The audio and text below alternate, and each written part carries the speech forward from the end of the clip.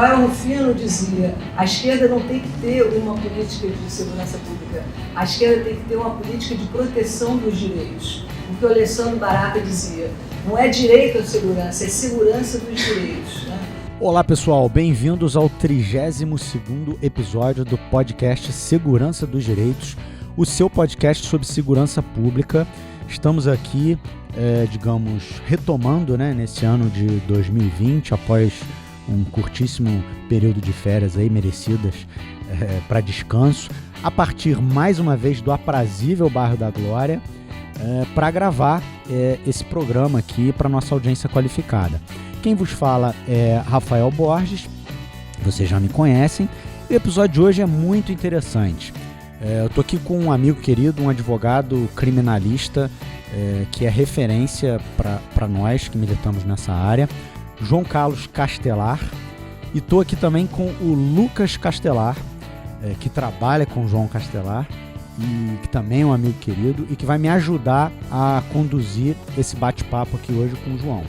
Eu estou muito feliz com a presença do João aqui hoje, porque o João vai trazer para a gente uma perspectiva diferente e crítica daquilo que se convencionou chamar de direito penal econômico. Né? Eu tenho uma dificuldade muito grande com essa expressão, tenho uma dificuldade muito grande com a forma como essa expressão é utilizada no mercado da advocacia, e fiquei muito feliz quando eu me deparei com o livro do João, e a gente vai falar muito a respeito dele aqui no curso do nosso podcast, que é chamado justamente de Direito Penal Econômico versus Direito Penal Convencional, e com o seguinte e provocativo subtítulo: A engenhosa arte de criminalizar os ricos para punir os pobres.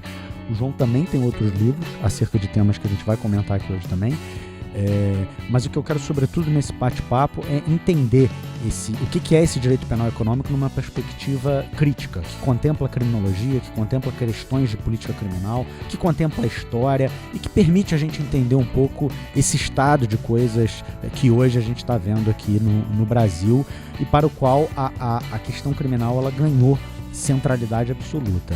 Então o João está aqui um pouco para ajudar a gente a desvendar isso, e o Lucas vai me ajudar na condução desse episódio. O Lucas, como um amigo querido e ouvinte assíduo do podcast, e pessoa que trabalha há muito tempo com o João, vai me ajudar a conduzir esse episódio aqui.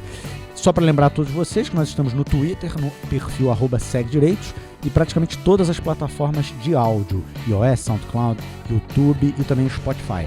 Temos um e-mail que é o seguranca2direitos@gmail.com, e mensagens, críticas, sugestões, tudo, como vocês sabem, é muito bem-vindo. A gente adora conversar com a nossa audiência qualificada.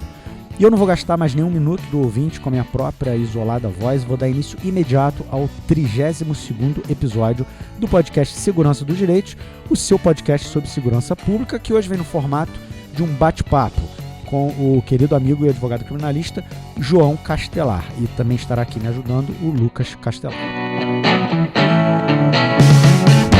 Bom, voltando então, como eu já disse, João e Lucas, para mim, para a bancada desse podcast, é uma satisfação muito grande ter a presença de vocês dois aqui hoje. Esse episódio aqui é fruto de um encontro, que eu tive com o Lucas numa confraternização da advocacia criminal fluminense, carioca, no finalzinho do ano passado.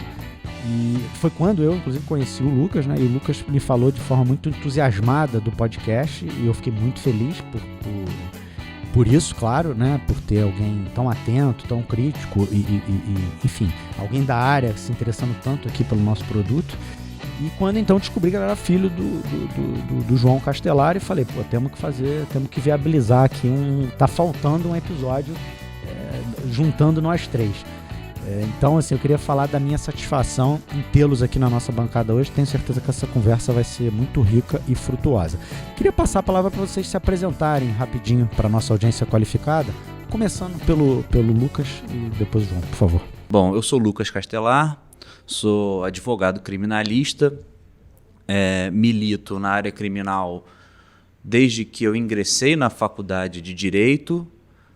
Logo no meu primeiro período eu comecei a estagiar no escritório do meu pai, o João Castelar, e desde então tenho trabalhado com muito vigor na área criminal. Atualmente, eu sou membro da Comissão de Direito Penal da OAB e também sou pós-graduado em Direito Lato Sensu pela Emerge.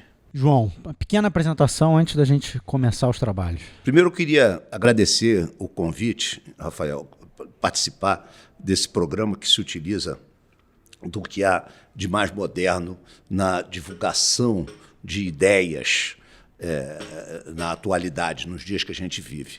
Essas plataformas digitais que você domina com tanta eficácia, elas que para mim são novidade, já não são para você, para o Lucas, mas para mim é uma novidade, é uma honra e um prazer muito grande poder dar alguma contribuição nesse seu podcast e abusar aí da paciência dos seus ouvintes. Bem, eu sou advogado há muitos anos, eu me formei em 1980, mas já em 78 eu estagiava na área criminal, na época no escritório do Arthur Lavigne e do Técio Diniz e Silva, eles eram sócios, e comecei a advocacia criminal ali, com uma rápida passagem antes no escritório de José Aguiar Dias, o escritório civil, mas que era foi o escritório onde eu realmente iniciei, mas logo em seguida eu fui lá para o escritório do Técio, do Arthur, o ministro Evandro, o Ilídio. Então ficamos lá uns 2 anos, aí Técio e Arthur se separaram, eu segui com o Arthur, mas já nessa época conheci os advogados, vamos dizer assim, da velha guarda, Nilo, Mestieri, enfim, Evaristo, porque a nossa advocacia criminal aqui no Rio de Janeiro ela sempre foi muito aproximada, muito próxima, sobretudo em função, naquela época, da atuação dos criminalistas na advocacia de segurança nacional, nas auditorias militares. Então, acabava que a gente conhecia como eram processos, como hoje em dia, né? Os processos com muitos acusados, com muitos réus, com as organizações, todas previstas na Lei de Segurança Nacional. Então, acabei, a advocacia era muito, não havia tantos advogados criminais como tem hoje, e acabava que eu conheci esses advogados todos aí, Jorge Tavares, enfim, Barandier, enfim, talvez a memória fique me traindo aqui, eu não quero ficar nominando a todos para não ser injusto. Enfim, e também eu sempre gostei muito de júri, né? Então eu sempre me aproximei muito dos criminalistas, dos advogados que faziam júri, que é uma especialidade dentro da especialidade, né? Então, fiz muitos júris, me dediquei muito a júri, gosto muito da atuação do advogado no tribunal do júri, que é onde ele tem a oportunidade de falar e de convencer o jurado, a pessoa do povo, ali, e no debate com o Ministério Público, um debate que muitas vezes pode parecer tenso e grave para as pessoas que estão assistindo, mas que ali funciona uma camaradagem entre os promotores e advogados, muito embora, não que seja um teatro, não é bem isso que fosse um teatro, mas é como se, enfim, a gente ali discute, briga, mas a gente não é inimigo, a gente é adversário, né? E procura, cada um procura defender as suas ideias. Então, eu tenho admiração, gosto muito do júri. Com várias críticas que se possa fazer ao júri e tal. Bem, eu segui trabalhando com o Arthur durante muitos anos, numa sociedade que tivemos, 15 anos trabalhando com o Arthur, desde o tempo de estagiário, e tive depois a felicidade de ser convidado pelo Nilo para auxiliá-lo na época em que ele era o vice-governador e secretário de Segurança, secretário de Justiça e secretário de Polícia. Eu fui chefe de gabinete dele na Secretaria de Polícia. Trabalhei com ele durante 2 anos ali. E quando saí, já maduro, já tinha uns 30 e poucos anos, aí fui abrir o meu escritório próprio de advocacia. Num primeiro momento, me associei com o Marcelo Bustamante, que foi um colega meu de faculdade e que posteriormente, ele foi procurador da Defensoria Pública, procurador-chefe, defensor público-chefe, para usar a nomenclatura correta, durante o governo Garotinho, por 2 gestões. Um grande amigo, faleceu há pouco tempo, com 61 anos, foi uma tristeza, Marcelão, lutador de jiu-jitsu. E ali retomei uma atividade acadêmica que eu já vinha desenvolvendo na PUC, que tinha me afastado quando fui trabalhar com o Nilo. E aí o Nilo também inaugurou aquele famoso mestrado da Cândido Mendes, né? E eu fui, acho que na 3ª turma, 2ª ou 3ª turma, não me lembro, não sei dizer, acho que 3ª. E a partir dali fui novamente picado pela abelha da academia, e aí fiz o mestrado, desenvolvi uma dissertação sobre lavagem de dinheiro, mas uma discussão ali mais sobre o aspecto político-criminal, né? Não foi uma glosa ali à lei, foi um outro tipo de discussão. E retornei ao magistério, dei aula durante muitos anos em Teresópolis, na Faculdade de Direito lá em Teresópolis. Depois, ainda animado com isso, me apresentei ao doutorado da PUC e acabei conseguindo entrar no doutorado. Desenvolvi esse livro que você mencionou aqui no começo da nossa conversa, que foi a minha tese de doutorado. Enfim, fiz outros cursos aí pelo meio, escrevi outras coisas sobre insider trading, por exemplo, e advocacia criminal. Depois dei aula na UFRJ, fui professor substituto, e hoje eu já reclamo um pouco do magistério, acho muito cansativo. Na verdade, eu não tenho mais a mesma disposição para estar na sala de aula todo dia. Isso tem me cansado muito, porque exige muito.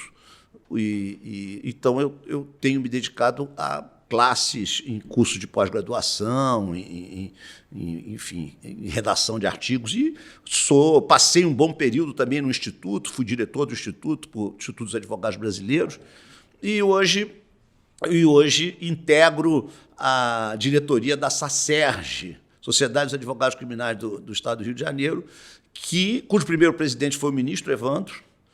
O Evaristo também foi, Barandier, aí depois a SACERJ ficou um hiato aí, sem atuar, e nós retomamos a SACERJ, e componho a diretoria cultural sob a presidência do Alexandre Dumas, e edito um boletim eletrônico que circula por aí com alguns trabalhos.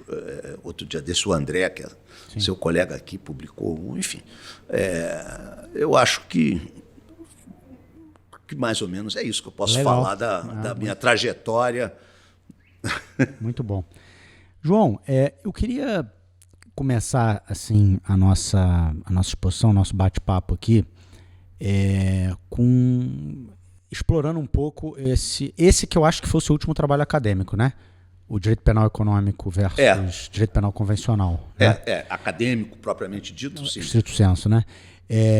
Você traz nesse título, nesse livro, um subtítulo muito interessante, que é a engenhosa arte de criminalizar os ricos para punir os pobres. Né? Por que essa reflexão é interessante? Porque ela é muito ausente do debate.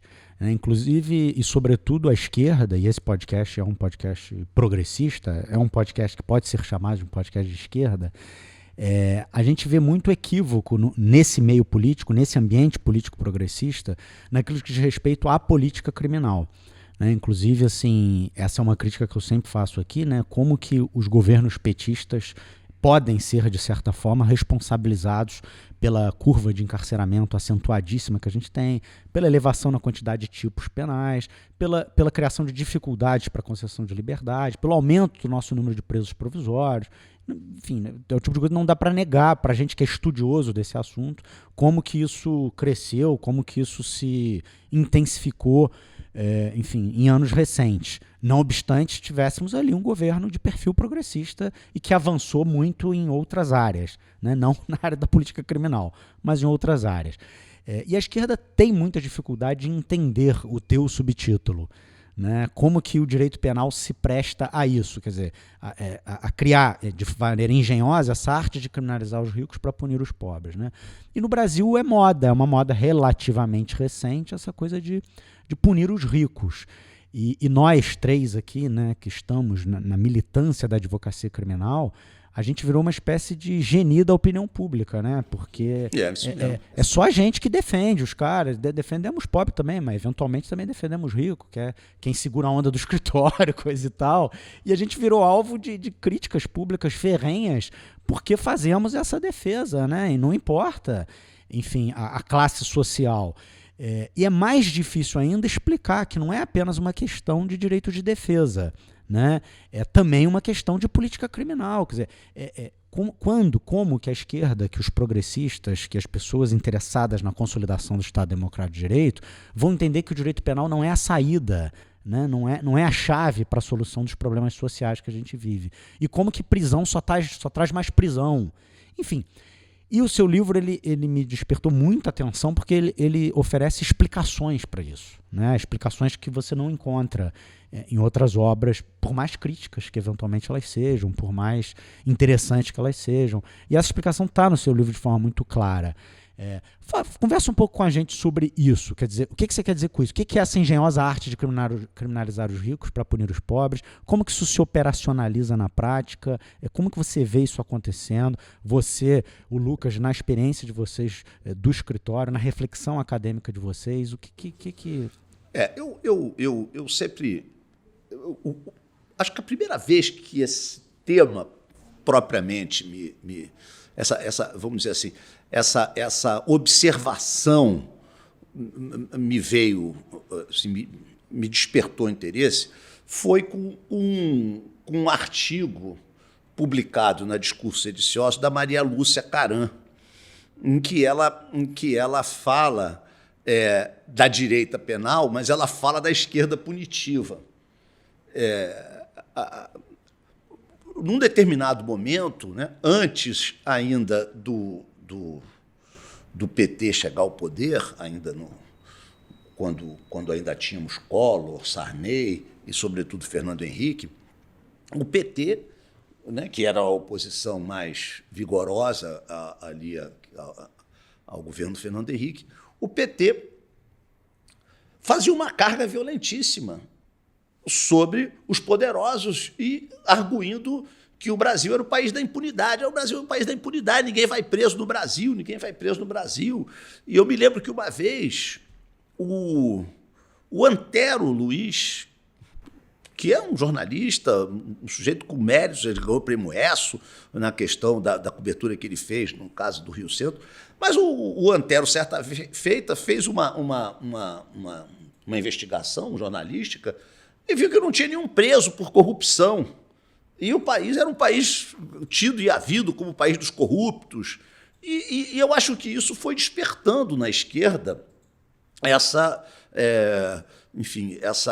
esse discurso de que o Brasil era o país da impunidade, que rico não ia preso, que só quem ia preso era pobre, preto, favelado, que continua sendo preso, cada vez mais vai sendo punido, punido, porque não há só a punição da prisão, tem uma punição de direito penal, que não é a prisão, mas que é o segmento da prisão, algema eletrônica, enfim, e outras medidas alternativas à prisão. Mas o que me despertou a trabalhar esse assunto foi essa questão que eu comecei a perceber que esse discurso era um discurso que a esquerda estava se apropriando diante dos governos à direita que tivemos logo após a Constituição de 88. Você repara que a Constituição de 88, logo em seguida, uma das primeiras leis que vieram em seguida à Constituição de 88 foi a prisão temporária.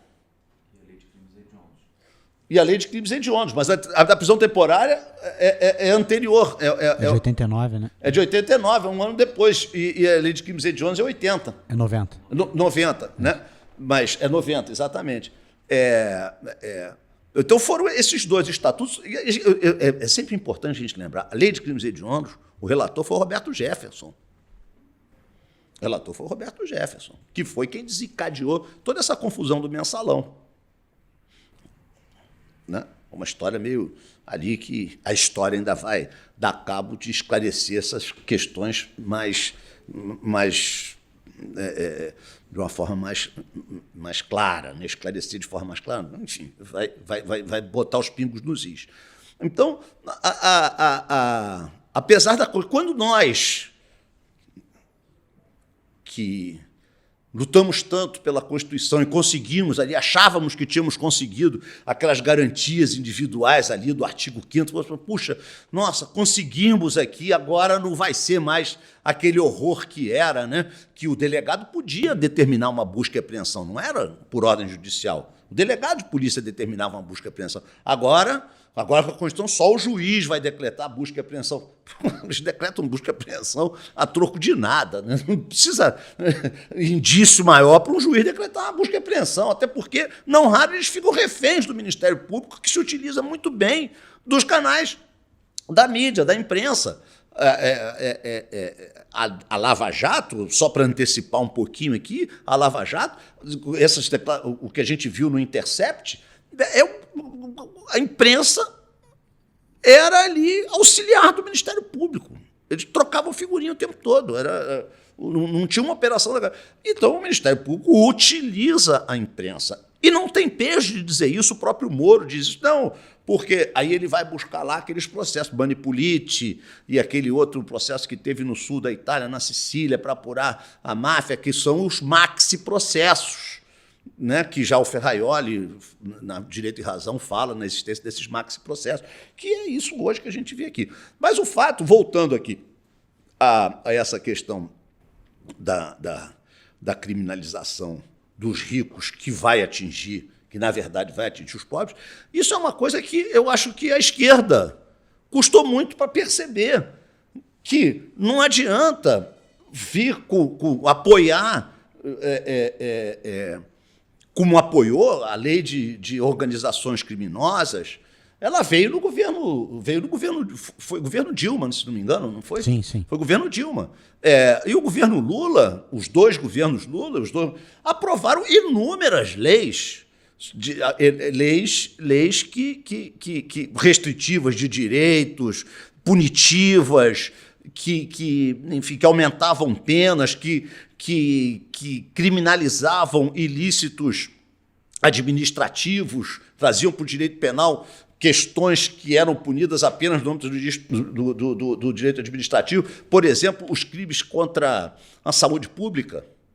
O sujeito que vendeu um batom falsificado é uma pena de 10 anos.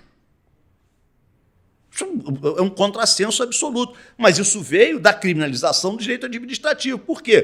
Porque todas aquelas condutas previstas ali no artigo 283, se não me engano... 273. Hein? 273. 273, né? 273.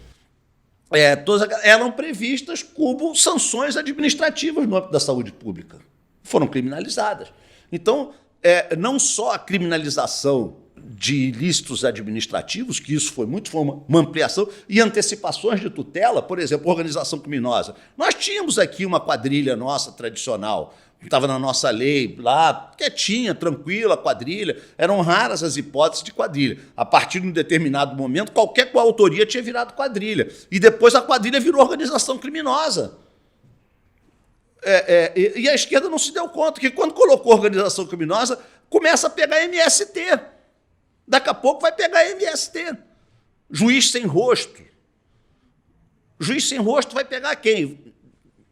Vai pegar mascarado de passeata, garoto que está fazendo passeata, como foi um grande processo que teve aqui, como decorrência das manifestações... Dos ativistas, né? Dos ativistas de 2013, daquelas manifestações que eram os mascarados, usavam máscara e tal. Até o governador do estado aprovou uma lei aqui, iniciativa dele, governador Sérgio Cabral, para proibir o uso de máscara em manifestação pública. Então é uma lei estadual. É uma lei estadual. Foi discutida a constitucionalidade dessa lei no âmbito da Constituição do Estado e o Tribunal de Justiça disse que era constitucional. Aí, então, os juízes sem rosto para julgar mascarado. Então, qual foi o momento em que a esquerda achou que conseguiria apoio popular, apoio às suas pautas, pensando que, implantando no Brasil regras de investigação, métodos de investigação desenvolvidos nos países de common law, infiltração de agente. Nós não tínhamos aqui infiltração de agente. Delação premiada, nós não tínhamos aqui delação premiada. Chamada de Correio era uma coisa tão criticada. Era uma coisa que sempre foi tão criticada aqui. Pô, nos crimes, então, de segurança nacional, a chamada de Correio, o STM, Tribunal Duro, Tribunal dos Vencedores, dos militares, ele era extremamente crítico. Tem um livro muito interessante que eu recomendo muito que se verifique, que é a Jurisprudência Criminal Comentada do Heleno. Esse livro são 2 volumes e tal. É muito interessante quando ele fala de chamada de Correio. As decisões que ele cita são todas do STM e também algumas do STF, mas quase todas a respeito de crimes políticos. E ele é muito crítico com relação a isso, e os ministros eram críticos também, porque o cara, sob tortura, confessava o que quisesse, né? Então, a esquerda talvez não tenha atentado para isso. O que significava isso, trazer para a nossa legislação não só essas criminalizações, lavagem de dinheiro, por exemplo. A lavagem de dinheiro tem um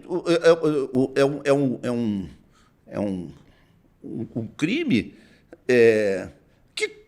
que pode ser considerado qualquer coisa. Pode ser o fiscal da prefeitura que toma uma grana do camelô e troca com um amigo dele, que é dono de ferro velho, é lavagem de dinheiro. Tá bom, a lavagem de dinheiro, é lavagem de dinheiro, mas o problema da lavagem de dinheiro não é a lavagem de dinheiro, é o que esse crime permite que se faça, né? O sujeito que é acusado de lavagem de dinheiro, ele tem que provar que não foi ele, que aquele dinheiro, que aquele valor é lícito. É ele que tem que provar. Inverte-se o ônus da prova. Quer dizer, não é o Ministério Público que tem que provar que aquele valor, aquele bem, é de origem ilícita. O sujeito é que tem que provar que é de origem ilícita. Então é complicado, é muito difícil isso.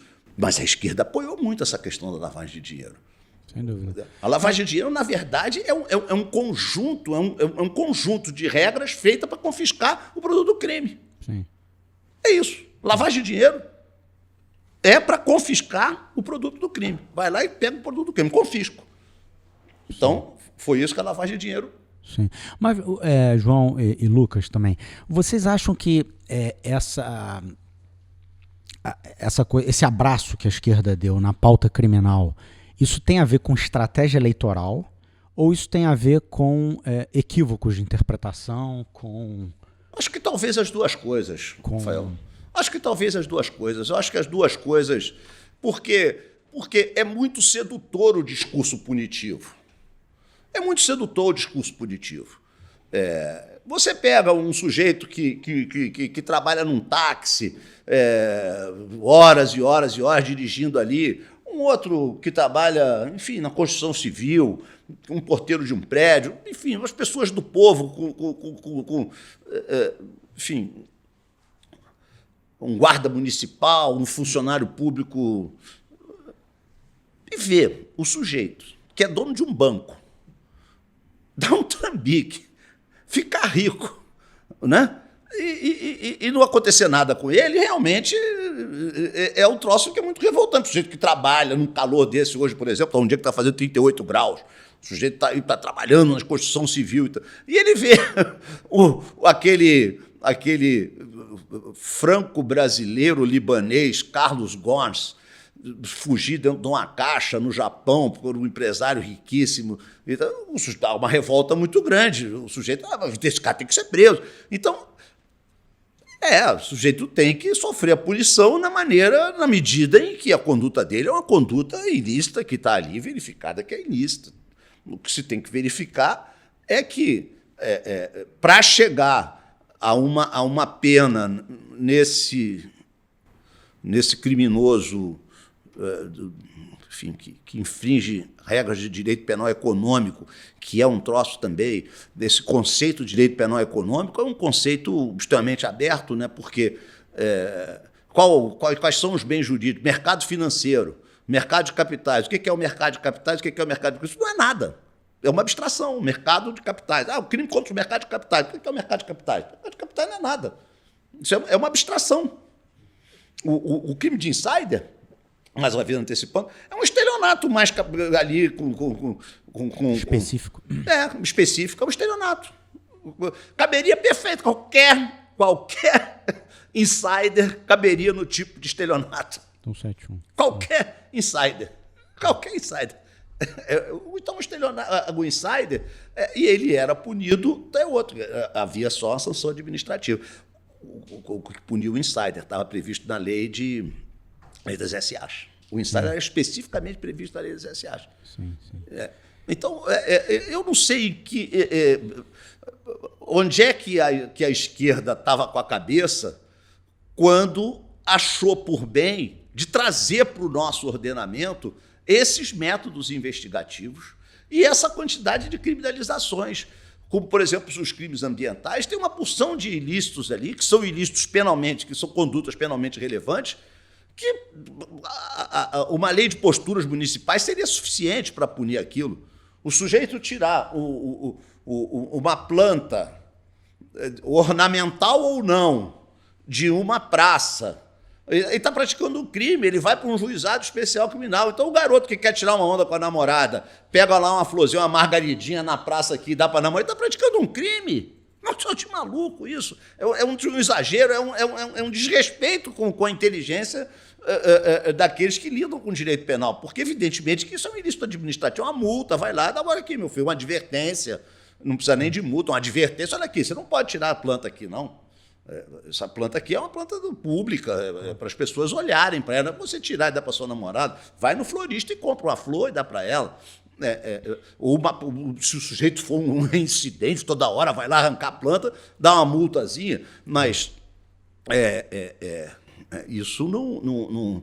A lei de crimes ambientais, eu tenho muitas críticas em relação a ela, a criminalização da pessoa jurídica, a suspensão das atividades, pena de morte da pessoa jurídica. O professor Nilo tem um habeas corpus, um mandado de segurança sensacional que ele trancou, uma ação penal por mandado de segurança. O primeiro caso que se tem notícia lá, que ele trancou uma ação penal por mandado de segurança. Um caso muito interessante, que devia ser muito objeto de estudo aqui, para quem se interessa com essa matéria de criminalização da pessoa jurídica, estudar, fazer um estudo de caso.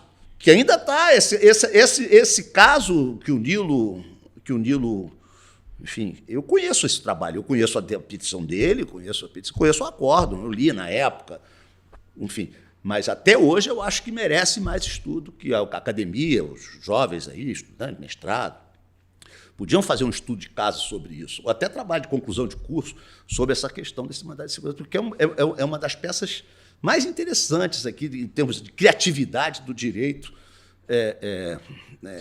do Nilo. Então, não sei, às vezes eu acho que eu me... Não, tá ótimo.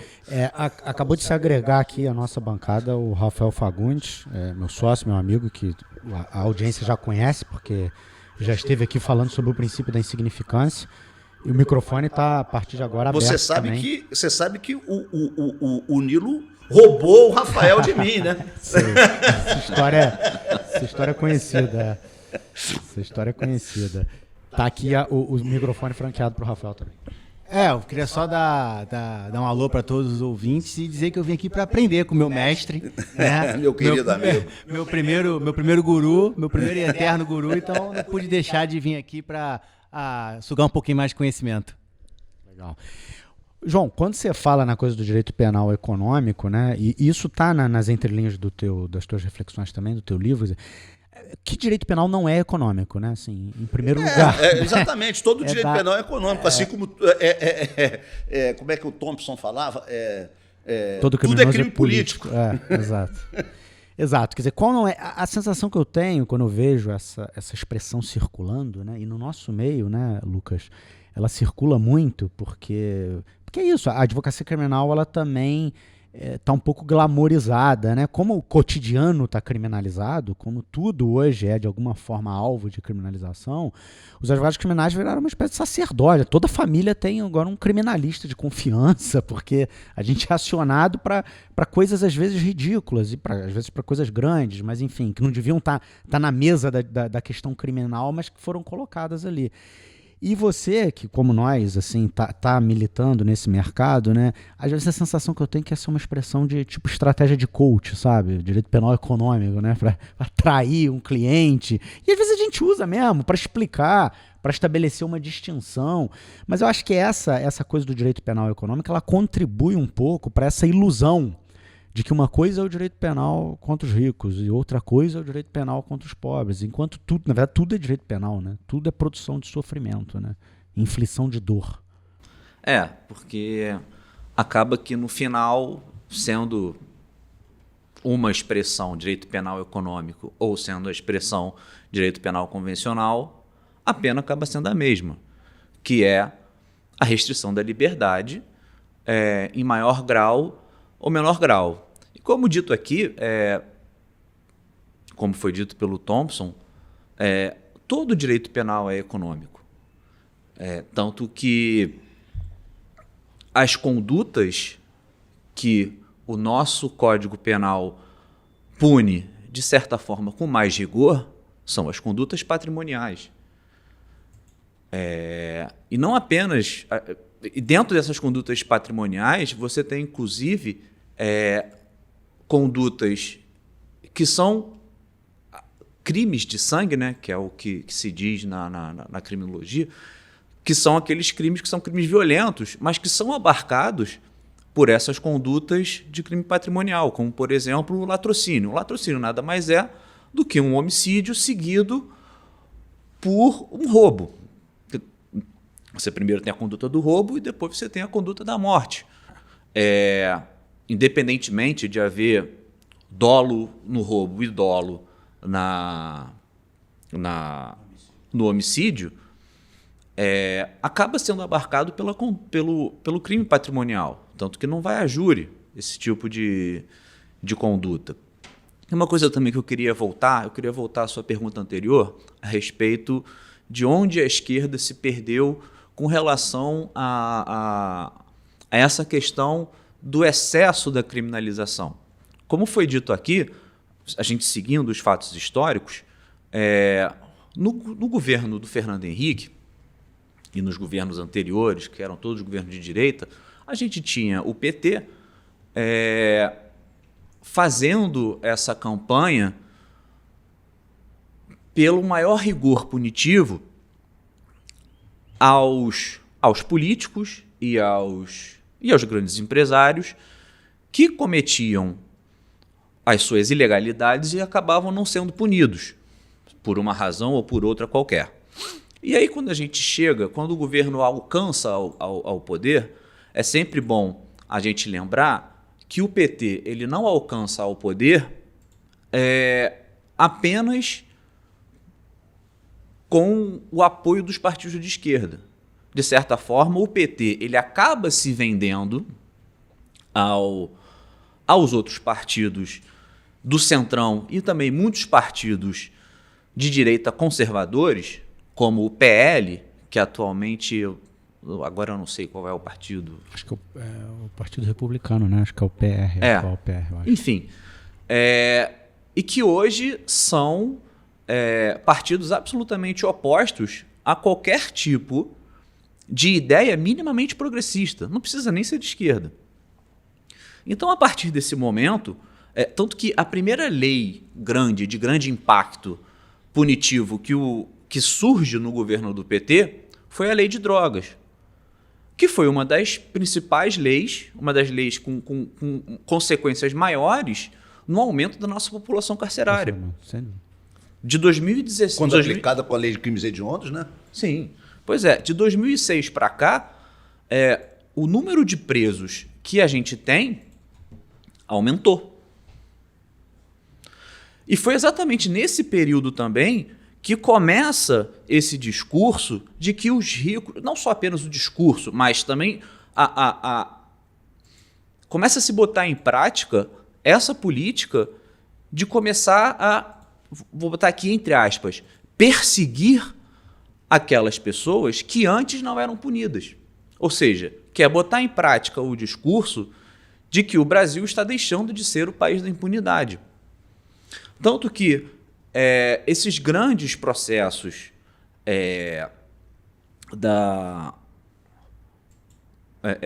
grandes processos para punir os ricos começam mais ou menos nessa época. A gente não pode se esquecer do processo do Banco Marca, em que foi preso Cacciola, foi preso uma porção de gente. Chico Lopes, que era então o presidente do Banco Central. Começa a surgir aí essa prática de começar a punir os ricos, que foi uma prática, inclusive, como esse processo, toda essa trama ocorreu no governo do Fernando Henrique, isso só legitima mais o governo do PT a formular políticas para aumentar a punição a esse tipo de classe social. Mas aí começa a grande reviravolta, porque surge o processo do mensalão. Fora aqui da discussão se o processo do mensalão era um processo eminentemente político ou não, a questão é que no processo do mensalão você tinha grandes nomes da política brasileira e grandes nomes, inclusive desse extrato social brasileiro, sendo punidos. Você tem o Marcos Valério, que ao final do processo do mensalão é condenado a uma pena estratosférica, e você tem, inclusive, outras figuras dessa própria classe A sendo punidas. Óbvio que você tem também a punição do genuíno e da esquerda. E aí... O Zé Dirceu. Zé Dirceu. Pois é, a partir daí, o PT já podia fazer... O PT não, digo assim, a esquerda já podia abrir o olho com relação ao que poderia vir, que foi o que veio, que foi a Lava Jato. Porque a Lava Jato, as próprias mensagens vazadas pelo Intercept comprovam que a Lava Jato ela tinha um cunho eminentemente político, mas também tem um cunho de dar uma resposta à sociedade, e isso tem sido cada vez mais comum no discurso do judiciário, que se acha uma parte da segurança pública, o que é um equívoco a partir do momento em que o juiz ele tem que julgar, ele não é parte de uma estratégia política, não é? Porque se o juiz, a partir do momento em que ele se diz parte da segurança pública, ele tem que seguir uma pauta de segurança pública. Se essa pauta de segurança pública é no sentido de, não sei, de punir, entendeu? O juiz ele se sente na obrigação de punir. Isso é o que a gente vê, por exemplo, o ministro Barroso se posicionando mais ou menos nesse sentido. Então, e a Lava Jato também tem esse aspecto que é muito interessante, que o PT, na época, não sei se foi no governo Dilma, né? Participou da construção da lei de organização criminosa. Essa lei de organização criminosa, ela surge por força de uma exigência de um tratado que o Brasil assina alguns anos antes. Então, surge essa lei de organização criminosa. A ideia da lei de organização criminosa era encaixar dentro dessa lei as hipóteses das grandes máfias e dos grandes cartéis de narcotráfico. Tanto que esse negócio surge no mundo inteiro, surge no tratado com esse fim. Mas essa lei de organização criminosa, aí é que está a grande questão, é que quando você cria uma lei, ou você cria porque a lei, na verdade, ela é a expressão de uma política criminal. Então, quando você tem uma política criminal e você cria uma lei por conta dessa política criminal, a lei ela é abstrata. Então ela acaba abarcando qualquer situação de qualquer pessoa e de qualquer grupo social que se encaixe na hipótese legal. Ou que queiram que se encaixe. Ou que queira que se encaixe. Nessa sua linha, você veja só, toda essa legislação punitiva recente, quase toda ela, vem como decorrência de tratados internacionais que os americanos, basicamente os norte-americanos, né, impuseram. Lei de corrupção, lei anticorrupção. Isso é por conta da legislação, dos tratados, tratado de... não me lembro qual é o tratado de qual cidade que é, sobre corrupção, lavagem de dinheiro, Convenção de Viena, a lei, o terrorismo, tudo é decorrência de tratados internacionais. Convenção de Palermo, todos são decorrência de tratados internacionais que os países ricos, os países mais proeminentes nas Nações Unidas, fizeram com que os demais países, os países periféricos, tivessem que assinar. Você vê uma curiosidade só na lei, por exemplo, de lavagem de dinheiro. Aqui, na América do Sul, América Latina, de uma maneira geral, a nossa nomenclatura, nos países de língua hispânica, inclusive, é de lavado de dinheiro. Você vai na Europa, não é lavado de dinheiro, é branqueamento. Por quê? Porque eles utilizam uma nomenclatura que é a nomenclatura lá que a Alemanha e a própria Inglaterra utilizou. Então, a influência que nós aqui latino-americanos sofremos do grande imperialismo, né? E vamos dar o nome do boi certinho, né? Imperialismo cultural, imperialismo jurídico, é esse. Então, a lavagem de dinheiro, corrupção, terrorismo, tudo isso decorre da política criminal que os países ricos impõem aos outros países. E se o país não assinar, começa a sofrer sanções. Com isso, o que eles querem? Não pode ter nenhum valor circulando pelo mundo que não seja fiscalizado pelo norte-americano. O norte-americano sabe, ele tem acesso a qualquer transferência acima de R$10 mil, $10 mil, vamos botar assim. Por quê? Porque isso tudo é monitorado pelas nossas autoridades aqui, certamente é por eles. Se eles desenvolveram uma tecnologia que manda um drone que acerta certeiramente o principal general de um país como o Irã, que não é um país eco michuruca, o que eles não... Enriquece urânio. O que eles não fazem com essas informações aqui, que sabe tudo. Se você passar um cheque aqui, o norte-americano vai saber, é um troço de maluco isso. O controle absoluto de toda e qualquer atividade. Então... Sem contar que hoje em dia eles sabem até por onde você anda através de plataformas como o Google, né? Sim, onde você andar com o telefone celular, isso é uma grande estratégia, o telefone celular. Você anda com o celular, é monitorado, o cara manda um torpedo, um drone para você por causa do teu celular. Bom, enfim, eu concordo com o Lucas com relação a tudo que ele disse. O Brasil se vê, muitas vezes... obrigado a fazer o que a criminalização primária, né? Por conta de tratados só um internacionais. parênteses. A questão também é que, tudo bem, quando o Brasil assina um tratado internacional, ele internacionalmente se obriga a cumprir o tratado. A questão é um momento político em que essas leis que a gente formulou por conta das obrigações internacionais surgiram, como, por exemplo, a lei do terrorismo.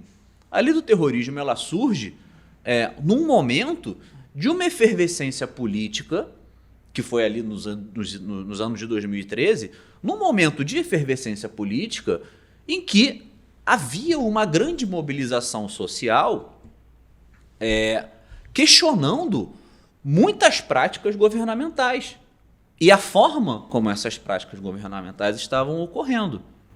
Mas é também muito em função do Patriotic Act, depois do atentado às Torres Gêmeas. E aí é que os americanos e esses países que fizeram barbaridades na colonização, etc., e que agora, enfim, eles têm as questões todas da imigração que junta, que faz confundir imigrante com terrorista, o sujeito fala árabe, já é logo identificado. Você vê pelos filmes.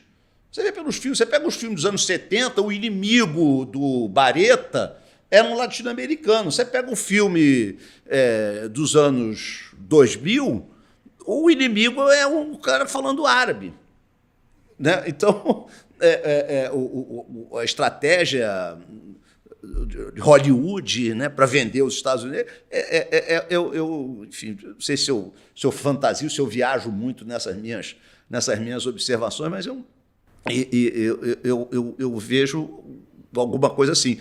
Mas, sobretudo, o que eu tenho visto ultimamente, e que eu tenho ficado muito assustado, é que o discurso punitivo é um discurso que tem muita aceitação popular e que os meios de comunicação, eu não digo nem aqueles programas que você liga a televisão pinga-sangue, né? Os da Atena, da vida. Né? Antigamente tinha um jornal chamado Luta Democrática, dizia que você torcia o jornal, caía sangue no chão.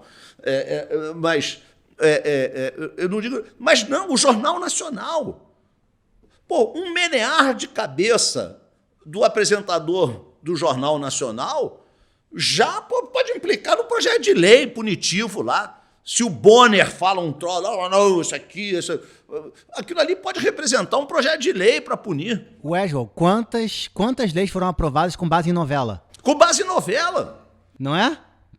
Eu consigo pensar em 2 ou 3 aqui que teve a novela, aí a novela lança um ponto polêmico, seja crime hediondo, tráfico de pessoa, violência doméstica. O Estatuto do Idoso, tinha uma novela que eram os velhinhos, um casal de velhinhos que eram aterrorizados pela neta, uma neta bárbara. E aí logo depois vinha a lei criminalizando aquilo, ou seja, a novela pautava o legislador, né? Então, ouvindo aqui o que o Lucas estava falando e o que o João acabou de falar também sobre esse discurso punitivo ser muito popular, né? E quando eu fico pensando nessa ideia do direito penal para punir os poderosos, né, de inverter o sinal, né, que pode chamar de esquerda punitiva ou pode chamar do que você quiser, o direito penal para punir os poderosos, o que seja, né, e a comparação que eu sempre falo para as pessoas, né, é a seguinte: existe um consenso de que o direito penal é ruim, né, e de que ele não serve para nada e que ele só causa sofrimento.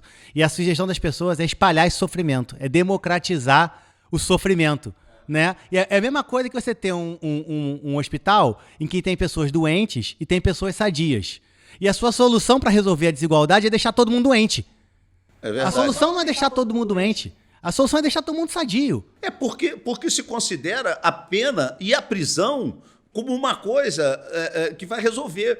Mas as teorias da pena, ninguém pensa nisso. A pena ela é estudada há muitos anos.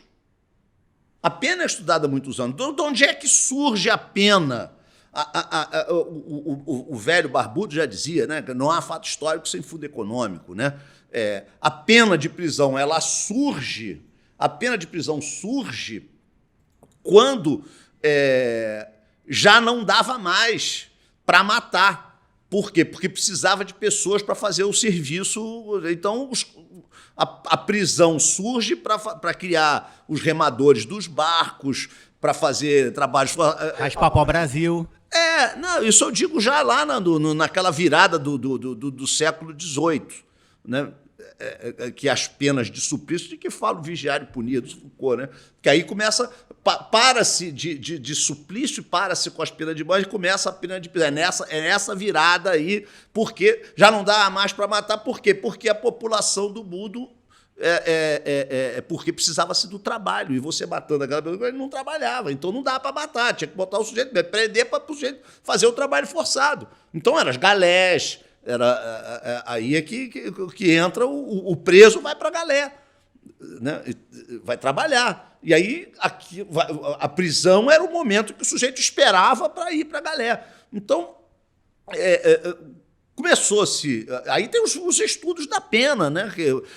Da prevenção geral de criminalidade, prevenção especial, prevenção geral positiva, negativa, enfim, o efeito psicológico da pena. E aí surge o excesso das penas, né? A pena de 30 anos, 40 anos, 50 anos. Agora a nossa legislação já está aí, vai entrar, dia 23 agora entra em vigor. O sujeito pode ficar 40 anos preso. Eram 40 anos preso. Eu não sei de onde é que tiraram esse critério de 40 anos. Agora há uma longevidade maior. Bom, a longevidade maior é para discutir na reforma da Previdência, não é na reforma penal. A questão da longevidade, né? Aí os caras pegam a questão da longevidade. Não, o brasileiro está vivendo mais tempo. Então ele pode ficar mais tempo preso. É um negócio de uma crueldade, né? Muito grande. E o direito penal é sempre seletivo, né? O direito penal é sempre seletivo. Sempre quem vai preso, há sempre uma seleção daquelas pessoas que vão preso. E nós temos tipos, por exemplo, aquele crime de organização para o tráfico, né? De associação para o tráfico. Qualquer coisa é associação para o tráfico. Dá 3 anos de cadeia aquele crime. Não tem sursi, não tem fiança, não tem nada. E qualquer coisa, o sujeito estava com apito. Vai lá, prende o sujeito e põe o cara em cana. Até um juiz soltar, não raro, o sujeito acaba cumprindo pena. 3 anos lá porque estava com apito, ou estava com foguete na mão, ou estava com rádio, ou estava assobiando. Eu já tive caso de processo. Não, ele era o sujeito que ficava assobiando quando o camburão subia. Pelo amor de Deus. Né? Então... O um próprio coringa. Renan da Penha também está na Associação do Tráfico. É um coringa, né? É um coringa. E só para completar aqui o que o Rafael falou sobre essa questão da democratização da punição, isso é muito engraçado, porque essa democratização da punição ela é meramente formal. A partir do momento em que você, e aí voltando à questão do livro, porque quando você democratiza, na verdade você está democratizando os tipos penais, ou seja, você está alargando os tipos penais que são voltados apenas para determinado tipo de classe social, ou seja, no caso, você administrativiza o direito penal visando a punição dos mais ricos. Mas vai atingir o que é pobre. Sim, acaba atingindo... Não, acaba atingindo o pobre... no sentido de que essa democratização ela não chega a âmbitos materiais, porque quem é realmente punido, e aí entra a questão da criminalização secundária, né, que é o que o professor Nilo Batista trata naquele livrinho dele, Introdução Crítica ao Direito Penal, que é... É o Barata que fala, né? Essa observação é do Barata. Eu li no livro. Barata para sua geração. É o Barata. E aí, a criminalização secundária, que é aquela criminalização que acontece na rua, né? Ela vai atingir as mesmas pessoas. Ela vai continuar atingindo o mendigo, vai continuar atingindo o negro, vai continuar atingindo aquele que aparenta ser pobre. E aí uma coisa importante que, Lucas, pegando o seu gancho e com o que o João falou, o João acabou de falar, o direito penal é sempre seletivo. E o direito penal também é seletivo quando ele se aplica aos ricos. Sim. Né? É o que o professor Nilo e o Zaffaroni chamam de criminalização por falta de cobertura. Né? A criminalização do rico, ela se dá porque aquela pessoa que era invulnerável ao sistema penal, por algum motivo perdeu a cobertura. Né? Ele numa disputa política, ele perdeu. E aí o vencedor vem atrás dele. Exatamente. Numa disputa econômica, ele perdeu. E aí o vencedor econômico tem lastro para ir atrás dele. Mas é sempre o perdedor. É sempre alguém que era invulnerável e porque ou cometeu uma obra tosquíssima, né? Um ricaço que mata a esposa de forma completamente Mas aí é crime de impulso, grosseira. né? Aí é crime de impulso. Ou é isso, ou é uma falta de cobertura. Ou seja, é o perdedor sendo criminalizado pelo vencedor. Então, mesmo essa criminalização que atinge os ricos, ela também é seletiva. Olha as conversas que o Lucas fez referência da Vaza Jato. Olha como, mesmo que estávamos atingindo políticos, né? A Lava Jato está atuando na política, está atuando no empresário, mas olha como não era democrático, olha como não era isento. Tinha alvo, tinha direcionamento e sempre vai ter. E tinha sempre, proteção também, né? Tinha quem tinha cobertura. Os que tinham cobertura continuaram com cobertura. Então, ela sempre vai ser seletiva, mas ela é extremamente perniciosa porque ela permite, ela legitima esse discurso de que o direito penal é democrático, de que o direito penal atinge a todos, né? Como diz o Zaffaroni e o professor Nilo no livro, para cada um empresário, para cada um político que vai preso, se legitima a prisão de 10, de 100 mil pobres, né? Ah, não, olha como o sistema é igualitário. O rico e o pobre vão para a prisão, né? Porque aquele rico lá, ele serve de troféu para parecer que o sistema é democrático, que ele funciona para todo mundo e que o sistema penal ele atua de maneira igual para todos. Ainda tem uma outra questão, que é essa questão do sofrimento também, né? Que você também quer democratizar o sofrimento. Por exemplo, um caso que eu achei muito interessante e muito cruel foi quando divulgaram na mídia que o Sérgio Cabral tinha pedido uma comida especial, sei lá. Foi o presunto de Parma e o bolinho de bacalhau. Exatamente, que alguém lá levou uma comida especial pro Sérgio Cabral. E isso foi um estardalhaço e tal, não sei o quê, como é que pode, esse cara está zombando da nossa cara, comer presunto de Parma e tal, não sei o quê. E aí alguém inventou lá uma normativa dizendo que isso era proibido e aí fizeram uma limpa nas celas, aí acharam uma porção de coisas, acharam TV de plasma, acharam não sei o quê, lá, e aprenderam uma porção de coisas. Sendo que a lei de execução penal não veda isso. Mas os regulamentos dos presídios, entra os regulamentos. Sim, agora tá a moda é o telefone de relógio. Não, né? tudo bem. Os regulamentos regulam isso, ou podem ter regulado. Mas eu me lembro também que muito antes do Sérgio Cabral, quando o Cacciola estava preso, o Cacciola, uma vez, levaram para ele algum menu à base de lagosta. E não foi esse estardalhaço todo, não houve ninguém que entrasse à sala do Cacciola e tirasse as coisas que estavam lá dentro. Por quê? Porque a lei de execução penal não veda isso. E apenas para lembrar que a punição de prisão, ela é apenas e tão somente a perda da liberdade. A pessoa, ela não perde a dignidade. Ou seja, o rico, quando ele é rico, ele não vai perder o dinheiro dele porque ele é rico. Ele vai perder apenas a liberdade dele. Então, se o cara ele pode se dar ao luxo... não é crime ser rico, né? Não é crime ser rico. Mas se o cara pode se dar ao luxo de... Mas é crime ser pobre. Sim, Pois é. Mas se o cara pode se dar ao luxo disso, não vejo problema, porque não há nenhuma regra. Ele não está tentando fugir da cadeia, ele não está cometendo uma falta grave, ele não está brigando com ninguém, não está... Enfim, não está xingando o diretor. Eu vejo, Lucas, que isso tem muito a ver com o que a gente falou aqui agora há pouco, que é a questão da abordagem que órgãos de imprensa dão para determinados fatos, né, que colocam esses fatos de tal forma... Porque veja só, provém da mesma raiz, a propaganda, né? A propaganda e o jornalismo, né? Vem da mesma... Quando você faz a propaganda de um determinado produto, né?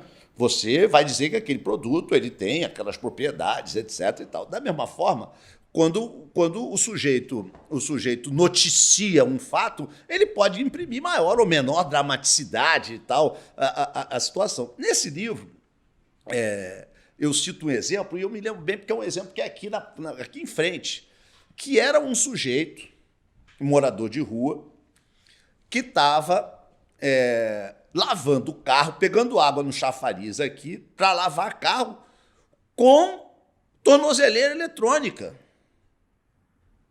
E aí saiu isso lá no jornal. Pô, o sujeito está lavando o carro, pegando água do chafariz público, que é aqui em frente, e lavando o carro com algema eletrônica. No dia seguinte, saiu a notícia. Os agentes do DESIP foram lá, pegaram o cara, levaram o cara em cana. O cara estava fazendo o quê?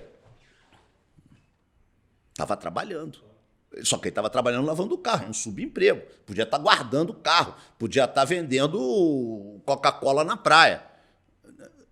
Ele estava trabalhando, estava vendendo o carro, voltou para a cadeia. Voltou para a cadeia. Tiraram o algema eletrônica. Por quê? Porque a notícia era que era um absurdo que essas pessoas ficassem pegando água para lavar carros. Então, a forma como a notícia é colocada, como ela é veiculada na imprensa, né, como isso que o Lucas falou aqui, pô, foi encontrado presunto de Parma com o Sérgio Cabral, pô, meu Deus do céu, presunto de Parma, eu não deveria comer presunto de Parma, porque a minha pressão sobe e tal, mas qual o problema do presunto de Parma? E se fosse mortadela, podia? Né? Se fosse mortadela, podia? Mas o que eu vejo, assim, e também agora voltando ao livro, é que existem processos, os processos, a forma de conduzir a punição, ela também ela se modifica, dependendo nós não temos mais um direito penal só. Aquele espanhol falava em direito penal de duas velocidades, né? O Silva Sanches, né? E deusam-se muitos espanhóis lá, tal, mas tem espanhóis e espanhóis. Né, na doutrina. Eu acho essa história que o direito penal não pode ter tantas velocidades quanto se queira velocidade. O direito penal tem que ter uma velocidade só, porque um direito penal é um só. Você não pode ter um direito penal assim e um direito penal assado. Né? Os bens jurídicos, eles são bens jurídicos, há toda uma teoria de construção dos bens jurídicos. Agora se estabelece que os bens jurídicos são supraindividuais, são indeterminados. Como supraindividual? Não, o meio ambiente, sim. Mas peraí, mas daí você se querer criminalizar mercado de capitais, se querer criminalizar mercado financeiro, crimes contra o mercado financeiro, o que você tem é fraude, você criminaliza a fraude. A fraude é a fraude, a velha fraude de sempre. Fraude sempre existiu. Quando o agente faz alguém imaginar uma realidade tal, para, fazendo aquela pessoa, colocando aquela pessoa em erro, obter alguma vantagem daquela pessoa, isso é a fraude, isso é o estelionato. Então, gerir fraudulentamente uma instituição financeira é um estelionato no âmbito financeiro. Por que a pena tem que ser diferente? E muito diferente. Né? Por que a pena tem que ser diferente? Não pode ser diferente, a pena tem que ser a mesma. Por quê? Porque é uma fraude, é um estelionato, é igualzinho. É igualzinho.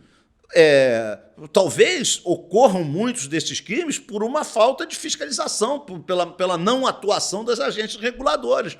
As agências reguladoras elas têm que regular mais, elas têm que ficar mais em cima do funcionamento dessas operadoras, dessas instituições financeiras. Ela tem que ficar mais em cima.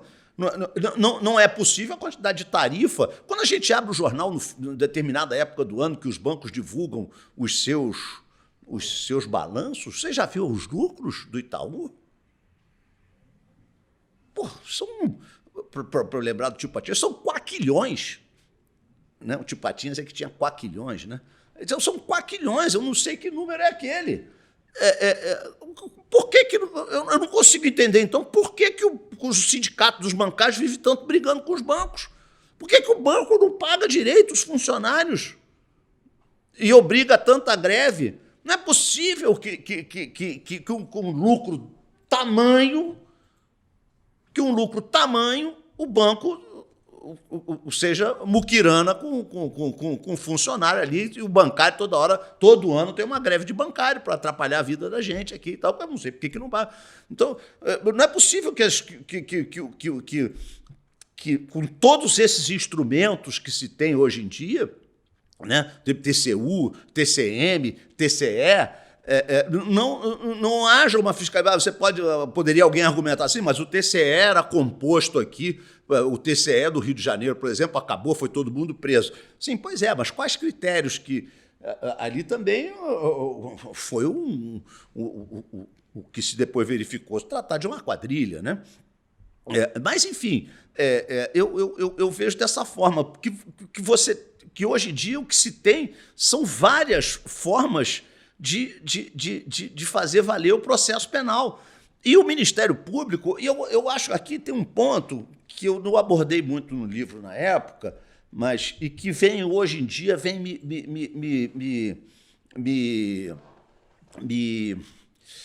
inquietando muito, que é a atuação do Ministério Público. O Ministério Público cresceu muito, de 88 para cá, agigantou com essa questão do Ministério Público ter essas atribuições todas. Num primeiro momento podia parecer, tinha que ter um órgão. Mas e que foi uma crítica, inclusive, feita pelo ex-procurador-geral de Justiça, que depois foi ministro do Supremo Tribunal Federal, o ministro Pertence, que ele, numa entrevista, agora não me lembro a quem, ele falou que o Ministério Público Era um monstro, né? Um monstro, assim. Mas foi ele que queria que o Ministério Público se tornasse um monstro. Depois ele se arrependeu. Ele trabalhou para que fosse um monstro. Depois ele se arrependeu. Esse discurso foi o discurso do arrependimento. Ele deu uma de Frankenstein, né? Renegou o que... Ele renegou a criação. O criador renegou a criação. Então, o Ministério Público ele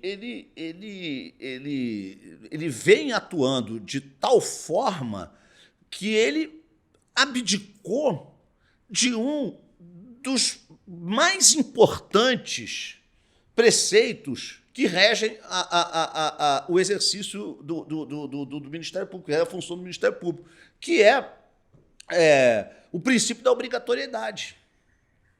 O princípio da obrigatoriedade não foi constituído para sobrecarregar o Ministério Público de trabalho, que ele é obrigado a qualquer fato que ele vê criminoso, ele tem que denunciar tal. Esse princípio é ponderado com o princípio da oportunidade. Mas o princípio da obrigatoriedade ele é importante para nós. Por quê? Porque nós passamos a saber que o Ministério Público não vai escolher quem vai acusar. E agora o Ministério Público simplesmente escolhe quem vai acusar e chama as pessoas para fazer acordo. Olha aqui, me dá uma grana aí que eu não te acuso. Tá assim. Se nós pegarmos aqui para um português claro, me dá uma grana aí que você roubou, que eu libero você da cadeia, da prisão, da punição. Bom, então, meus amigos, eu acho que a gente tem que falar claro. Não tem que privatizar a SEDAI, não tem que privatizar a Petrobras, não tem que privatizar a Eletrobras, tem que privatizar o Ministério Público. O Ministério Público, parece uma piada, mas é verdade, porque na Inglaterra é assim, nos Estados Unidos é assim, o Ministério Público é eleito, o procurador-geral é eleito e ele contrata no mercado os advogados que vão funcionar. Como acusadores, né? Como acusadores. A bancada da acusação é de advogados que são formados ali como qualquer um de nós aqui. É um processo de partes, né? É um processo de partes. Esse nosso Ministério Público aqui, que quer tanto aplicar princípios, normas, institutos norte-americanos, ingleses e para usar uma expressão que uma vez um desembargador usou com um cliente meu que era holandês, alienígenas, né? Institutos alienígenas, né? Como delação premiada, infiltração de agentes e captação à distância, de escuta. E agora, estava hoje em dia aí, rolando no Zap aí, o malwares. Malwares. Vírus. A polícia, os investigadores implantam um vírus no seu computador para te investigar. Isso tem que ser o futuro. Nós vamos ser investigados pelo nosso computador. Nós vamos ter que voltar para a máquina de escrever para garantir a privacidade entre nossos clientes, porque nós vamos poder mandar zap para o nosso cliente, nós não vamos poder falar mais coisa nenhuma, os clientes as pessoas vão acabar, para se proteger do Big Brother, usar máquina de escrever, mandar bilhete através de mensageiro, que vai ser a forma que você vai escapar da investigação, porque isso é de Então, eu acho que a atuação do Ministério, o princípio da obrigatoriedade da ação penal, que o Ministério Público abre mão quando trata da transação penal, abre mão quando trata do sursi processual, né, da suspensão condicional do processo, não do sursi, do velho sursi, lá nascido na Bélgica. Sursi da pena. O sursi. Quando trata da delação premiada, da colaboração premiada, né? Eu sou intransigente em relação a isso, né? Eu discuto com alguns colegas. No dia desse eu estava conversando no Zap aí, com um amigo meu. Falei, pô, mas o delator ele não tem nenhum ato de contrição, ele simplesmente faz um negócio jurídico. É um negócio jurídico. É um negócio jurídico envolvendo valores. Dinheiro, porque todos esses acordos de delação premiada têm grana no meio. Não é só entregar fulano, beltrano, ciclano. Tem dinheiro. Tem dinheiro. E fica dinheiro para o delator. Sim. E fica dinheiro para o delator. Acaba sendo uma lavagem de dinheiro lícita. Né? acaba legitimando a lavagem de dinheiro. Então, enfim, é um negócio jurídico que uma das partes faz com a outra parte. Bom, então vamos privatizar, pô. Boa, essa é boa. Vamos privatizar, vamos fazer o negócio como tem que ser feito. Vamos botar aí a teoria dos contratos, vamos trazer... Acabou o direito penal, o processo penal pelo menos. Vamos privatizar o Ministério Público e aí pronto. Mas aí também acaba, não tem mais concurso, não tem nada. Se elegeu lá, o Ministério Público Federal vai nomear lá e tal, e nos estados, enfim. Aí tem que mudar a Constituição... E aí vamos seguir o neoliberalismo. O Ministério Público brasileiro tem a impressão de que ele quer sempre o melhor dos dois mundos, né? Todas aquelas características de serviço público que são justas e corretas, né? Como inamovibilidade, redutibilidade de subsídios, estabilidade, etc, etc. Mas também querem ter a liberdade dos negócios privados. Também querem ter a liberdade, o espaço de atuação que a gente que está no mercado privado tem. Botar outdoor em Curitiba... Exato. Não há impunidade. Exato. Ou no Paraná, né? Sei lá. Financiar campanhas, né? Enfim. Aí aparece lá, igual filme de televisão. Administrar a fundação, recursos. Sim. Eu ando muito preocupado com isso. Agora, João, caminhando aqui para o nosso final, eu queria falar um pouquinho você estudou aí 2 crimes que, digamos, conversam muito com essa coisa do direito penal econômico, conversam muito com essa expansão desmesurada do poder punitivo, né? Que é o crime de lavagem de dinheiro e o crime de insider trading. Insider trading mais recente, né? Lavagem de dinheiro um pouco mais remotamente. O fato é que esses 2 tipos penais, essas 2 legislações, elas surgiram no bojo de um reclamo, né, pela criminalização da atividade econômica, né? E você tem visões bastante críticas sobre esses tipos, né? Tanto que quando você fala de lavagem de dinheiro, você fala de bem jurídico, né? Não é como os manuaizinhos, né, que falam da coisa da glosa. Exatamente, essa é uma visão crítica. Queria que você desse uma geral, assim, pra gente, já aqui caminhando pro final. Beleza. Da lavagem de dinheiro, o que eu posso dizer é o seguinte: a lavagem de dinheiro, na verdade, ela é uma legislação que reúne uma série de dispositivos para que o valor obtido com alguma prática ilícita, uma prática criminosa antecedente, prévia, seja confiscado. É um conjunto de regras para o confisco do dinheiro, só isso. É um conjunto de regras. Claro, tem a sanção penal, que é até uma sanção penal severa. De onde que surge a lavagem de dinheiro? A lavagem de dinheiro, ela surge na Convenção de Viena como um novo passo da guerra às drogas. Ela não surge para isso. Ela posteriormente é utilizada para outros fins, mas ela surge, o discurso que legitimou a inserção desse tipo de legislação, dessa legislação de lavagem mundialmente, foi o combate às drogas. Foi o combate, a guerra às drogas. Que por mais um ano consecutivo, a guerra foi vencida pelas drogas, né? Sim, continua sendo vencida, porque não é com guerra. O proibicionismo é uma burrice, não sei, eu não consigo entender como as pessoas não percebem que o proibicionismo é uma burrice. É muito mais gravoso do que todos os males que as drogas possam causar. Todos os males. Por quê? Porque dependente químico sempre vai haver heroinômano, sempre vai haver cocainômano, sempre haverá morfinômano e alcoólatras. Maconhista, né? Porque agora o maconheiro comunista. Gostei dessa, maconhista. Vou adotar essa. O nosso amigo André Barros que ele é um ferrenho defensor da liberação da maconha e ele lidera um grupo chamado Fumus Boni Iuris. Eu sempre faço propaganda do André nessa época, porque o André ele é muito vivaz. A questão do Fumus Boni foi uma grande sacada. Então, mas a lavagem de dinheiro ela vem nesse embalo. Tanto que a primeira geração de crimes de lavagem de dinheiro, por isso que se discutia a questão do bem jurídico. Né? O bem jurídico seria o quê? A saúde pública. Então, lavagem de dinheiro, bem jurídico, saúde pública. Por quê? Por quê? Porque criminalizava a lavagem do dinheiro obtido com o tráfico de drogas. Então, houve quem argumentasse isso. Né? Aí já vieram a segunda geração, a terceira geração. Hoje nós temos aqui uma situação louca no Brasil, porque é lavagem de dinheiro até o reingresso de valores obtidos com contravenções penais, para pegar o jogo do bicho. Né?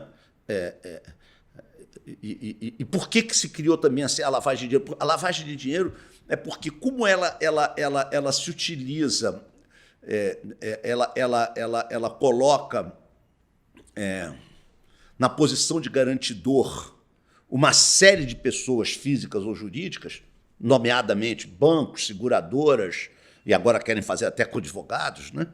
Banco, segurador, vendedor de carro, loja de vendedor bens de luxo, embora não se saiba exatamente o que é bem de luxo, mas então, aquele número de pessoas fica numa posição de garantidor. Ele tem o dever de dizer que alguma pessoa comprou um bem de luxo ou fez um depósito superior a tanto. O Banco Central tem uma normativa interessantíssima, que são os indícios de lavagem de dinheiro. Então, um dos indícios de lavagem de dinheiro é o dinheiro úmido. Como dinheiro? Dinheiro úmido. Dinheiro úmido está lá. Dinheiro úmido. Quer dizer, o sujeito que vende Coca-Cola na praia, que enfia o dinheiro no calção, sujo de areia, não sei o que, ele leva para o banco para... Então, o dinheiro úmido. Os pequenos valores, né? Os pequenos valores e tal. E proibiu no Brasil de abrir conta o Saddam Hussein e o Bin Laden. Né? Tem uma portaria do Banco Central proibindo. Por quê? Porque a internacionalização do direito, aquela força-tarefa sediada, acho que na Suíça, não sei, determinou que esses dois agentes não poderiam ter conta, que é como se fosse possível chegar lá o Bin Laden com um fuzil na mão, uma R-15, um turbante na Vida Paulista para abrir uma conta do Bradesco. Né? Mas está lá, porque é proibido, ele não pode abrir conta. Então, a lavagem de dinheiro é isso. E, curiosamente, na normativa internacional, esse crime só é possível a título de dolo direto. Ou seja, o agente tem que saber que aquela quantia que ele está lavando é originária de alguma prática criminosa. Mas no Brasil criou-se o entendimento jurisprudencial no mensalão de que cabe o dolo eventual, ou seja, devia saber. Então, como é que o banco devia saber que aquele dinheiro que o sujeito está fazendo o depósito lá é de origem criminosa? Pode ser ou pode não ser. O que o banco tem que fazer é comunicar. Se ele achou lá uma quantia esquisita, ele tem o dever de comunicar ao COAF, que não é mais COAF, tem um outro nome agora. Fora isso, não. Enfim, então, a lavagem de dinheiro é uma fraude político-criminal, porque, na realidade, se destinava exclusivamente a desbaratar, a atuar na renda, nos valores das quadrilhas que traficavam drogas em caráter internacional e mesmo nacional, para fins de confisco desse dinheiro, visando a aniquilação dessas quadrilhas, uma vez que a guerra bélica, armada, militar, as drogas não tinha dado resultado. Embrulharam esse peixe diferente para a gente aqui, e agora a lavagem de dinheiro serve para qualquer coisa, né? Com todos os gravames que tem, que permitem a investigação por crime de lavagem de dinheiro, que, enfim, arrebentam com todas as nossas garantias individuais, né? Com relação ao insider, manipulação de mercado, coisa semelhante. Me parece, esse caso, então, é um caso óbvio, nítido, que deveria ter permanecido no âmbito punível apenas no âmbito administrativo, porque não há... O insider, né? É como se fosse uma regra de mercado. Quer dizer, as pessoas querem informações privilegiadas. O mercado funciona com informações privilegiadas. Quem tem a melhor informação é quem pode obter os melhores lucros. E o mercado foi feito para isso. Agora, tem a fraude na informação, tem a maldade na informação. Mas, por exemplo, o exemplo clássico lá do mordomo, né? O mordomo que leva para o patrão a informação chegada por fax e que acabaria resultando na elevação das ações de uma... E aí ele ouve o patrão falar e ele vai com as economias dele lá, com base naquela informação que ele obteve privilegiadamente, e obtém recursos. Quer dizer, eu acho que essa criminalização, a criminalização da lavagem do insider, ela é meio uma forçação de barra, como uma conduta criminosa. Eu acho que ela é passível de sanção no âmbito administrativo, com punições administrativas, é mais do que suficiente para inibir a conduta. Não adianta nada você botar um sujeito pós-doutorado em economia, em finanças, na cadeia, porque ele se valeu daquela informação. O cara vai se valer daquela informação, o negócio é tirar o sujeito do mercado, sanções administrativas ali, exclui o sujeito do mercado com proibições dele atuar, multas, e eu acho que é o suficiente. Me parece, né? Não sei. Eu acho engraçado essa história do Insider você contando a história do mordomo, né? E aí, mais uma vez, né? Você fez um exemplo de crime econômico e quem se ferrou? O mordomo. Né? Porque é isso, a verdade é o seguinte, a gente está falando de insider trading e tal, como se os agentes do mercado não se falassem, como se os players do mercado não soubessem das coisas e não usassem as informações. É claro que eles têm... E o jornalista especializado em economia, que vai dar o furo? Ele está veiculando uma informação privilegiada? Essas informações elas correm, todo mundo sabe das notícias dos bastidores e eles se utilizam dessas informações. É claro que eles fazem isso de maneira sofisticada, né? De forma a escapar de um escrutínio mais óbvio. Mas é evidente que o mercado se fala que essas informações estão sendo trocadas e aí o crime de insider trade vai punir justamente quem não tem essa cobertura. Quem não tem a capacidade de esconder o fato de que ele tinha a informação privilegiada, de escamotear esse jeito que ele utilizou. As agências regulatórias têm como fiscalizar, porque começa um sujeito a operar loucamente e tal, a agência regulatória tem que ficar em cima, tem que botar um agente dentro eu não quero falar em nomes, mas aqui recentemente no Brasil, teve até preso, enfim, se livrou de uma peruca, acusado desse crime, né? E está lá. Mas, na verdade, aquilo ali é uma fraude. Porque o insider deve ser criminalizado quando ele é fraude, quando há uma fraude. Porque aí a fraude é criminalizada. Quando se criminaliza, porque esse tipo ele tem elementos, ele é composto com elementos que são são elementos normativos e muito específicos, né? Então, o que é informação relevante? A informação relevante ela é produto, né? Há toda uma construção dogmática, jurídica por trás do que seja uma informação relevante, né? Porque a informação privilegiada é a informação relevante, né? O sujeito que tem o dever de guardar aquela informação, o sujeito tem que ser notificado, ele tem que ser informado, ele tem que saber que ele é obrigado a guardar aquela informação. Entendeu? Então, o CEO de uma empresa, evidentemente, que ele está cercado ali por uma muralha, né? Aquele muro, né? Aquela Chinese Wall, como eles chamam na doutrina, né? Ele está fechado por aquilo ali. Então, ele é detentor daquela informação.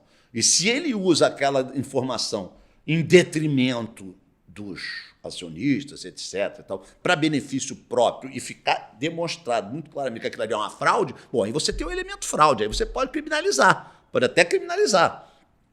Mas a utilização de informação privilegiada é o que todo mundo busca no mercado de capitais. O que se busca no mercado de capitais são informações. Os caras que ficam fuçando ali, vai ler o diário oficial, vai para a internet, vai não sei o quê, vai saber se vai ter geada na Flórida, se as maçãs da Flórida, as laranjas da Flórida vão e tal, para aí comprar as ações dos produtores de maçã de São Paulo, porque vai subir aquela ação. Enfim, essas informações o sujeito vai cavando, vai cavucando por ali, vai sabendo, vai se informando, sabe se o sujeito se divorciou da mulher ou não, porque a mulher vai levar 50% da empresa, as ações vão cair, ou vão descer, vão subir, enfim. Esse insider trading, essa criminalização do insider trading, eu acho que ela justamente serve também para reforçar esse mito do mercado igualitário, né? Olha, todo mundo tem as mesmas chances no mercado. Não tem. O mercado é aberto, todo mundo, a bolsa tá aí, todo mundo pode comprar as ações e você pode fazer o mesmo dinheiro que o banqueirão tá fazendo. É só você conseguir fazer as escolhas certas. E quando não é bem assim, o banqueiro tem acesso a uma série de pessoas, a uma série de dados, a uma série de escolhas que você não tem, entendeu? Então, ao dizer que quando o insider trading é que é crime, então o resto tudo não é. É o mito da Betina, né? É o mito da Betina, exatamente. Então o insider trading Qual é o serve mito para da isso. Betina? A Betina é uma propaganda desses bancos de investimento que ela diz que ela tinha R$1.000, uma vez ela ganhou R$1.000, aí ela investiu e em 2 anos ela criou um patrimônio de R$1 milhão. Pô!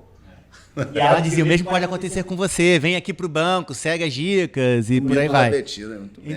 Então assim, essa ideia do insider trading, ela mascara, olha como o mercado é igualitário, olha como o sistema, ele protege a igualdade e a democracia do mercado, que na verdade são uma ilusão, né? Mas ele serve para sustentar esse conto de fadas, né? De que tá todo mundo concorrendo em igualdade de condições. Muito bom, pessoal, muito bom. Então, estamos agora realmente chegando ao final, infelizmente, do nosso bate-papo. Queria mais uma vez agradecer a todos vocês 3 que estiveram aqui comigo hoje, quer dizer, qualificando e tornando esse episódio ainda mais especial. Foi muito rico, é muito bom quando tem essa...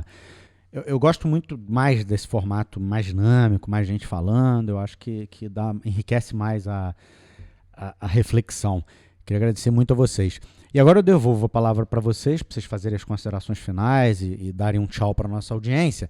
E também, como é da nossa tradição, pedir que cada um dê a dica de um livro, uma dica cultural, enfim, não precisa ser necessariamente um livro, para a nossa audiência qualificada. Com a única condição que essa dica ou que esse livro não tenha a ver diretamente com a questão jurídica, né? Porque a ideia do podcast é abrir conhecimento, é abrir cabeça. E o jurídico, às vezes, ele opera o oposto disso, né? Então, a ideia é expandir aqui saberes. Então, mais uma vez, muito obrigado. E vou passar, então, para vocês. Rafael primeiro.